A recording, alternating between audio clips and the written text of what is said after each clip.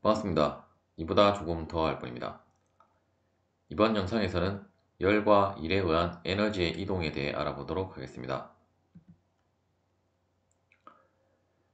먼저 열역학에서 열 에너지의 정의에 대해 살펴보도록 하겠습니다. 열역학에서 열의 정의는 계와 주위와의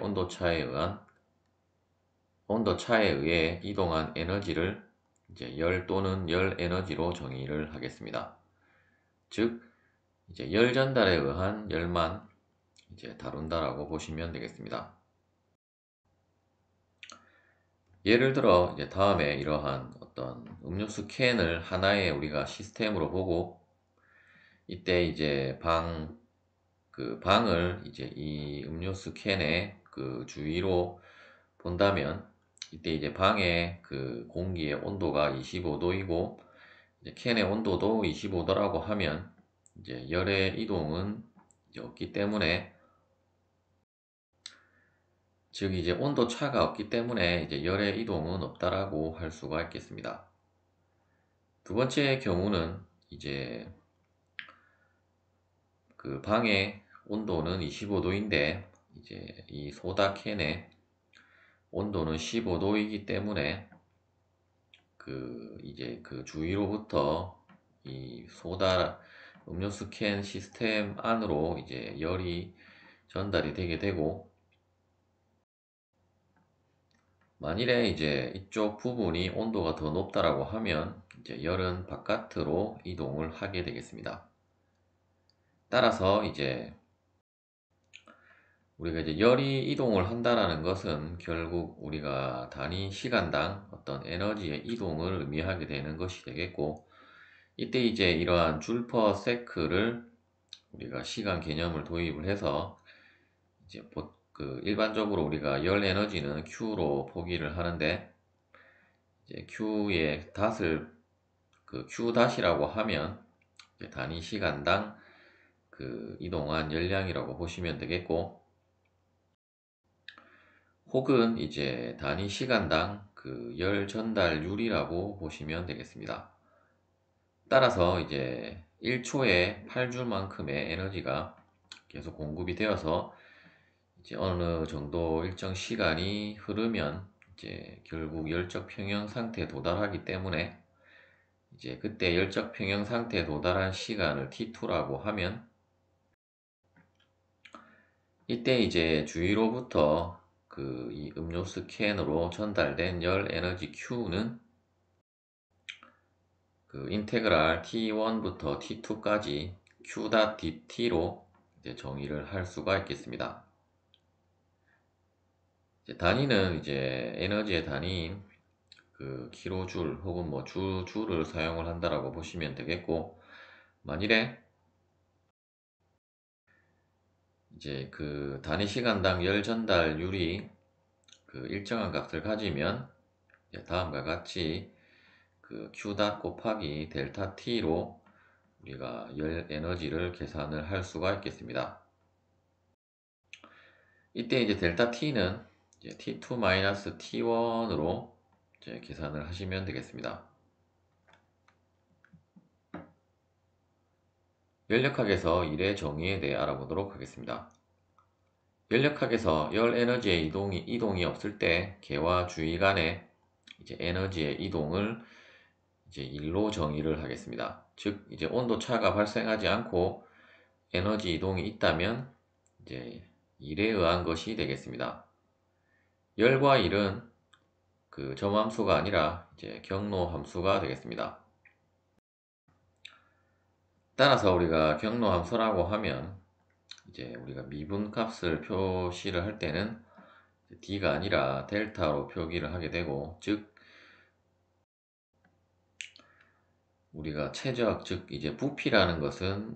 우리가 점함수라고 할 수 있기 때문에,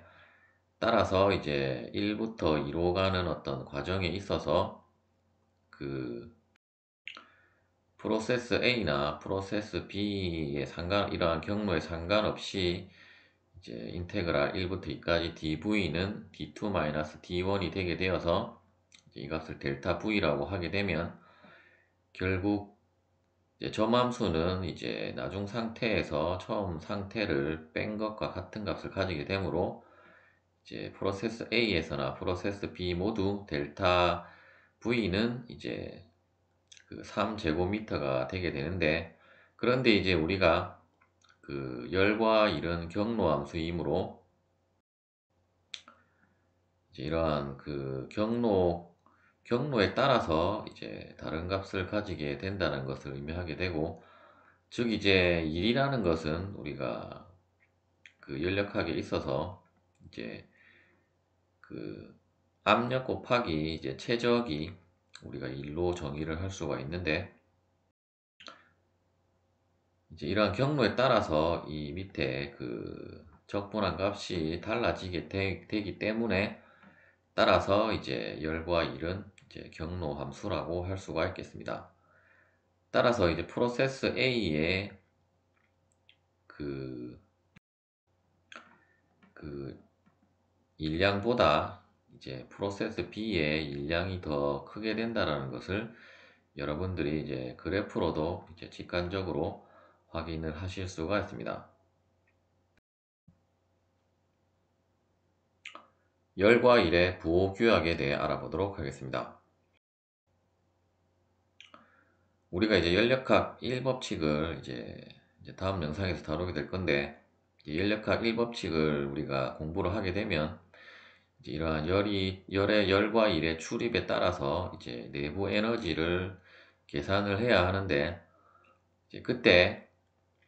그 우리가 이제 기계 연력학에서 그 열과 일의 부호는 일단 열은 이제 이 시스템 안으로 들어오는 것을 플러스로 하고, 이제 일 같은 경우는 이제 시스템에서 주위로 나가는 일을 이제 플러스로 하고 있으며, 따라서 이제 이러한 부호 규약에 의해서 그 연력학 제1법칙은 이제 델타 U는 Q-W라고 이제 우리가 할 수 있겠는데, 이제 그 책에 따라서는 그 델타 U는 이제 뭐 Q 플러스 W라고 하는 책도 있고, 또 뭐 경우에 따라서는 또 Q-W라고 하는 책도 있는데, 이러한 부호 규약을 우리가 그 따진다라고 하면 이제 여러분들이 Q-W라는 공식을 사용을 하시면 되겠고, 그냥 들어오는 게 플러스고 나가는 게 마이너스라고 생각을 한다라고 하면 이제 Q 플러스 W로 그 공식을 사용을 하시면 되겠습니다. 일단 그 부분은 다시 연력학 제1법칙에서 그 설명을 드리도록 하겠습니다.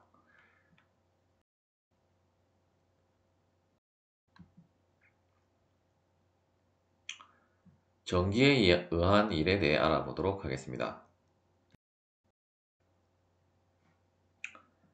이제 다음과 같은 그 저항과 어떤 전이차를 가지는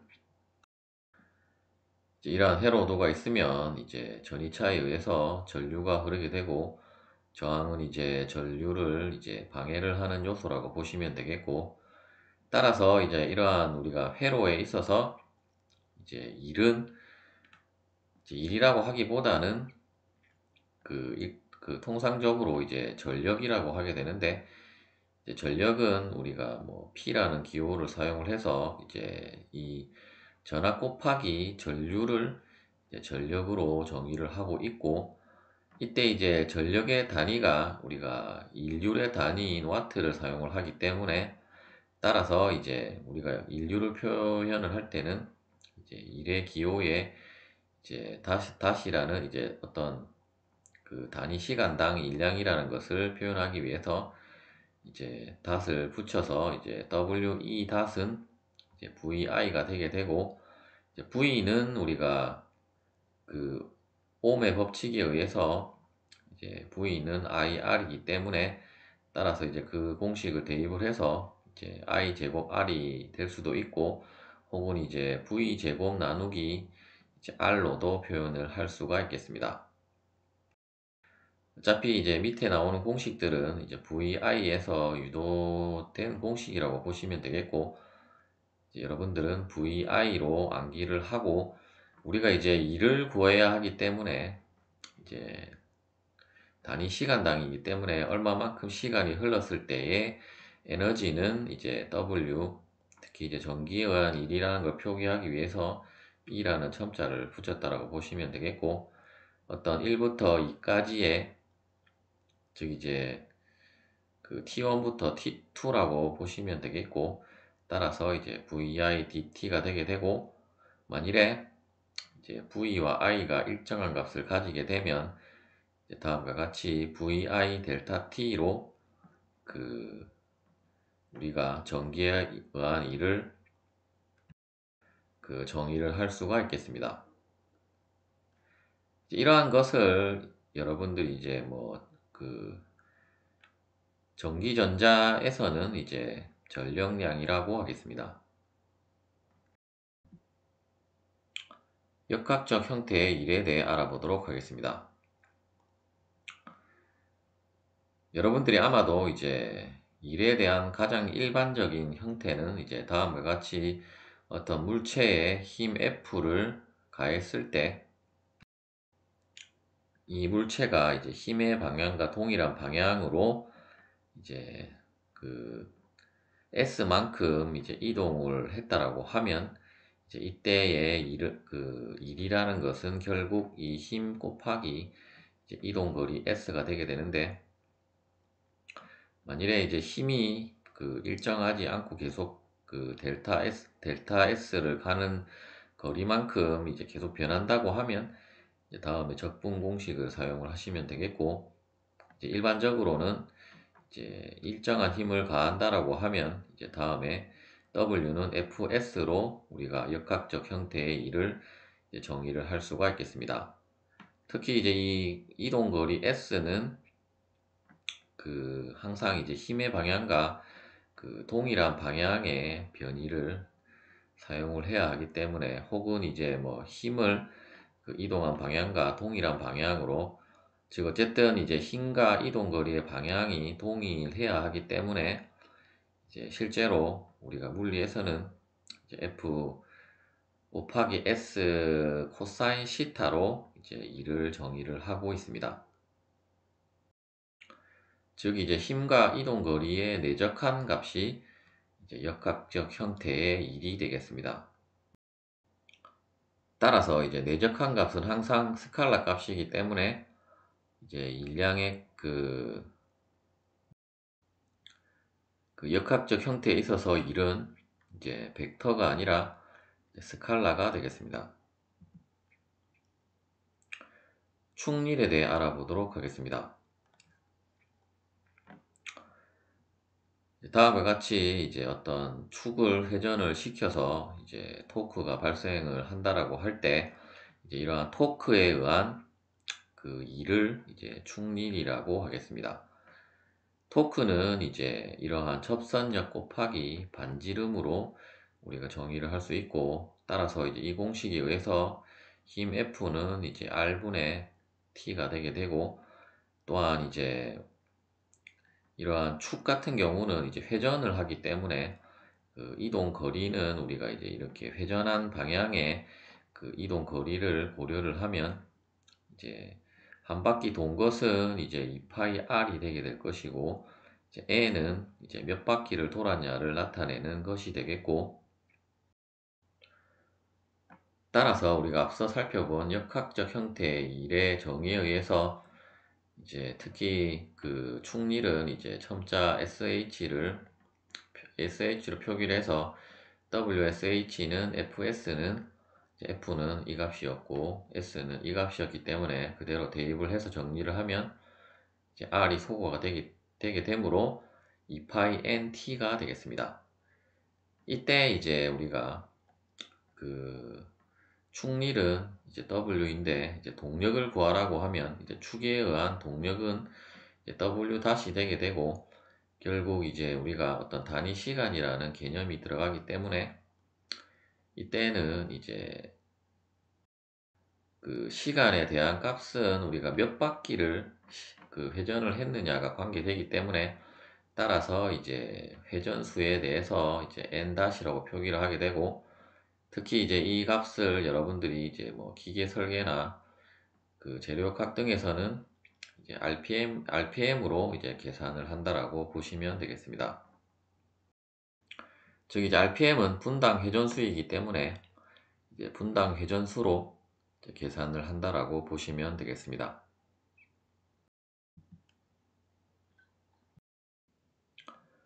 스프링이 한 일에 대해 알아보도록 하겠습니다. 다음과 같은 스프링의 초기 위치가 이제 우리가 아무 힘도 가하지 않았을 때의 그 길이 값을 이제 다음과 같이 되어져 있고, 그때의 이제 위치를, 이쪽 부분의 위치를 우리가 초기 위치로 하고 어떤 힘 F를 주어서 이제 X만큼 변했다라고 했을 때, 그때 이제 우리가 어떤 미소 그 스프링 일은 이제 F 곱하기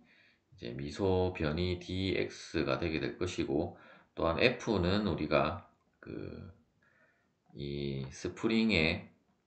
그 스프링 상수 곱하기 그 힘에 의해서 그 늘어난 길이 x를 곱한 것과 같게 되므로, 따라서 이제 이 값을 대입을 해서 그 적분을 하게 되면 이 부분은 w가 되게 되고, 어차피 이 경우는 이제 선형적으로 늘어나기 때문에 우리가 이제 경로함수인 델타로 일은 이제 정의를 했었는데, 이렇게 그 선형적으로 늘어나는 경우에 있어서는 우리가 그냥 d로 해서 적분을 수행을 하시면 되겠고, 따라서 이제 그 kx dx를 적분을 하면 결국 2분의 1 kx 제곱이 되게 되고, 이제 선형적인 관계에 있어서는 우리가 이제 점함수로 생각을 할 수 있기 때문에 이제 2분의 1 k x2 제곱 마이너스 x1의 제곱으로 이제 스프링이 한 일을 정의를 할 수가 있겠습니다. 이때 이제 x2는 이제 늘어났을 때 길이가 되겠고, x1은 이제 초기 위치가 되겠습니다. 액체막을 늘리는데 관계된 일에 대해 알아보도록 하겠습니다. 이제 다음에 그림에 보시는 것처럼 이러한 리지드 와이어 프레임 안에 어떤 액체막이 있고, 이제 이 막을 이제 이쪽 방향으로 힘을 가해서 이제 그 스트레칭을 한다라고 했을 때, 이때 이제 늘어난 길이를 그 델타 x라고 하고, 이제 이 높이를 b라고 하면 이제 우리가 da를 그 구해야 하는데, 이제 da는 이제 b 곱하기 델타 x가 되게 되는데, 아래 그림에 보시는 것처럼 이제 이러한 막의 그 표면 장력 그 시그마 s가 이제 두 군데에 작용을 하기 때문에 이제 da는 2b 델타 x가 되게 되고, 따라서 이제 이러한 경우에 있어서는 우리가 da에 2b 델타 x를 대입을 해서 이제 적분을 계산을 하시면 되겠습니다.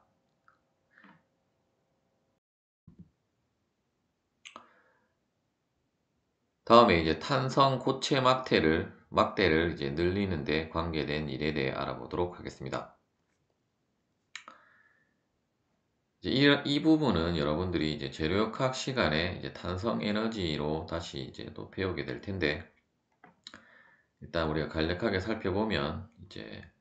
이러한 탄성 고체 막대에 이제 힘 F를 가해서 이제 X만큼 늘어났다라고 하면, 이때에 이제 이 막대의 한 일은 W 엘라스틱은 이제 인테그랄 1부터 2까지 F dx가 되게 되고, 이때 이제 1과 2는 이제 이쪽 초기 위치에서부터 이제 늘어난 만큼의 그 위치가 이제 2에 들어간다라고 보시면 되겠습니다. 또한 이제 이러한 막대에 있어서 F는 우리가 이쪽 부분에 수직 응력을 시그마 n이라고 하게 되고, 이 막대의 초기 단면적을 a라고 하면 결국 F는 우리가 시그마 na가 되게 되므로, 따라서 이제 F의 F 자리에 이 공식을 대입을 해서도 이제 여러분들이 그 탄성 막대에 관계된 일을 구할 수가 있겠습니다. 예제를 풀어보도록 하겠습니다. 다음과 같은 자동차의 그 엔진에 연결된 축의 회전수가, 분당 회전수가 이제 4000rpm으로 주어져 있고, 또한 이제 토크가, 그때의 토크가 이제 200Nm라고 했을 때, 이제 이 자동차의 이 축에 대한 축리를 구하라는 문제가 되겠습니다. 따라서 우리가 축리는 이제 2파이 n.t 이기 때문에 이제 값 그대로를 대입을 해서 여러분들이 계산을 해주시면 되겠고,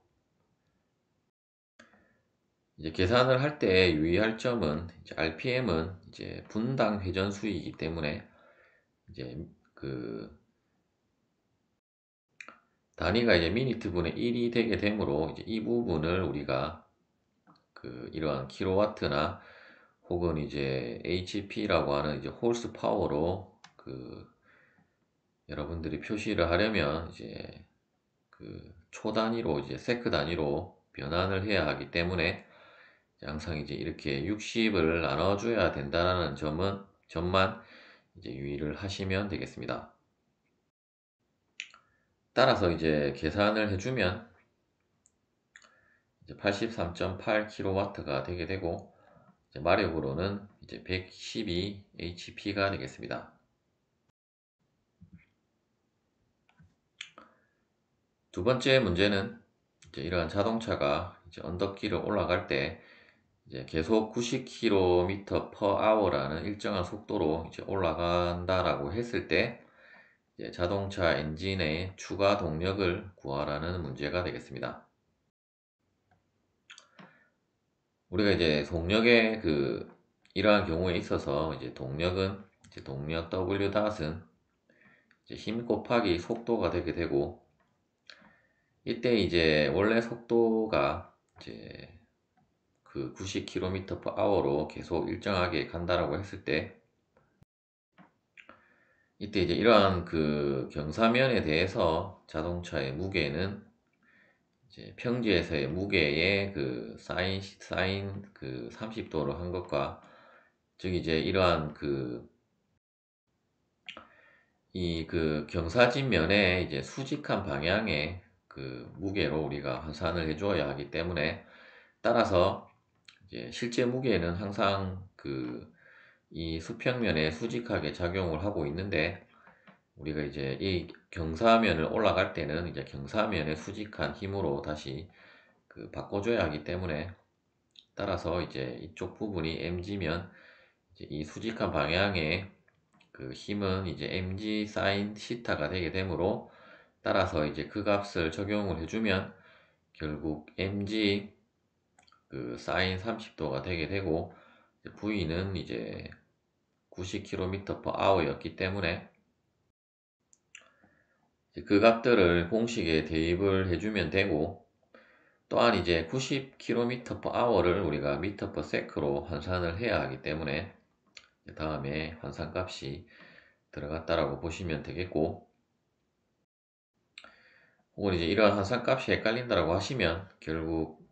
1시간은 3600초를 대입을 하고, 이제 90km는